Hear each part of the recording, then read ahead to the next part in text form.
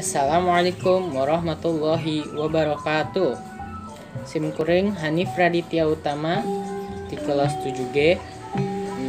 Sasakala mangrupakeun carita ti generasi ka generasi. Boh anu dicarioskeun kulisan atanapi ditulis dina buku. Waktos ieu kuring bakal nyaritakeun sasakala Gunung Tangkuban Parahu. Bagian nonton. Dina hiji mangsa dicaritakeun aya sahiji putri raja di Jawa Barat ngaranna Dayang Sumbi. Dayang Sumbi boga anak lalaki nu kasep ngaranna Sangkuriang. Sangkuriang karesepna ngaburu sasatoan di leuweung. Sangkuriang dibaturan ku hiji anjing nu ngaranna Tumang.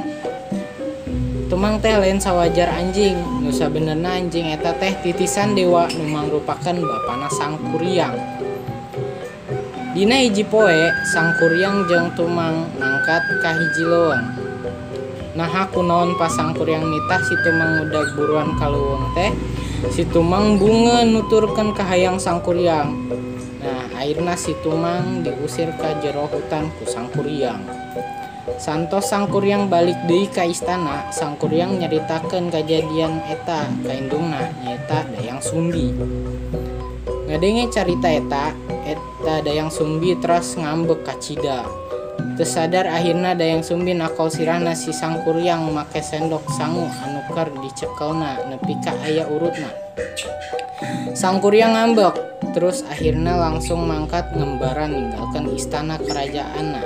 Saprak kajadian eta, Dayang Sumbi nyesel ka anu tos naon dilakukeunna ka Sangkuriang. Santos kajadian eta, Dayang Sumbi terus ngadoa jeung tapa. Dina hiji wangsa, dewa-dewa masihan hadiah ka Dayang Sumbi, nyaeta rupa awet ngora jeung kagelisan nu abadi. Entos lami pisan Sangkuriang mangkat, akhirna Sangkuriang mutuskeun balik deui ka istana. Santos nepi ka istana, Sangkuriang ningali karajaan eta teh tos beda pisan. Di dinya oge Sangkuriang ningali aya hiji awewe anu gelis ka cida nu teu lain padahal mah indungna. Ningali tina kagelisanana, akhirna Sangkuriang niat rek ngalamarna. Sabalikna oge Sangkuriang teh sosok jalmi anu kasep nu mantak nyieun Dayang Sumbi oge reseupeun ka pamuda eta teh. Dina hiji poe Sangkuriang caritana arek pamit menta izin rek ngaburu di leuweung. Sangkuriang menta Dayang Sumbi pangarapihan keur tali nu ditalian dina sirahna. Dayang Sumbi reuaseun pas ningali aya urut baret dina sirah Sangkuriang nu arek jadi calon suamina teh. Urut baret eta persis pisan kos anakna nu tos ngarantau baheula. Dayang Sumbi merhatikeun terus, dipikir-pikir beungeutna oge mirip pisan jeung anakna nu mangkat harita. Dayang Sumbi mulai ngarasa curiga. Akhirna Dayang Sumbi niat rek ngagagalkeun perkawinan eta teh. Dayang Sumbi teras ngajukeun dua syarat ka pamuda eta teh. Nyata kahiji, Dayang Sumbi hoyong pamuda eta teh ngabendung cai Citarum. Kaduana, Dayang Sumbi hayang hiji sampan parahu anu gede pikeun nyebrang cai Citarum. Kadua syarat eta kudu tos dilakukeun saencan panon poe mulai bijil. Nah, dina peuting eta keneh, Sangkuriang mulai ngalakukeun dua syarat eta. Sangkuriang mulai tapa jeung ngerahkeun makhluk-makhluk goib pikeun ngabantuan ngawujudkeun dua syarat eta.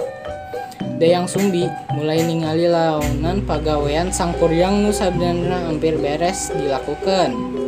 Dina waktu eta keneh, Dayang Sumbi oge mulai marentahkeun pasukanana pikeun ngabentangkeun lawan sutra nu warna beureum ti sabelah kota timur. Saolah-olah okos panon poe nu karak bijil. Sangkuriang terus ningali warna beureum eta jeung ngira panon poe tos mulai bijil. Sangkuriang akhirna teu jadi neruskeun pagaweanana ngambek lantaran nganggep teu bisa ngabulkeun dua syarat eta.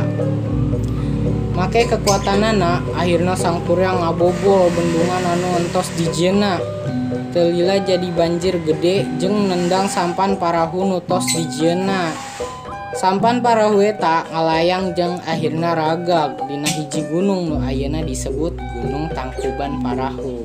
Rengse. Nah, eta tadi sasangkala Gunung Tangkuban Parahu. Buktina carita ieu nyaeta ayana Gunung Tangkuban Parahu nu aya di Bandung sareng terkenal pisan di Indonesia. Eta sadayana ti kuring mugia manfaat. Nyungkeun hampura kirang langkungna. Wassalamualaikum warahmatullahi wabarakatuh.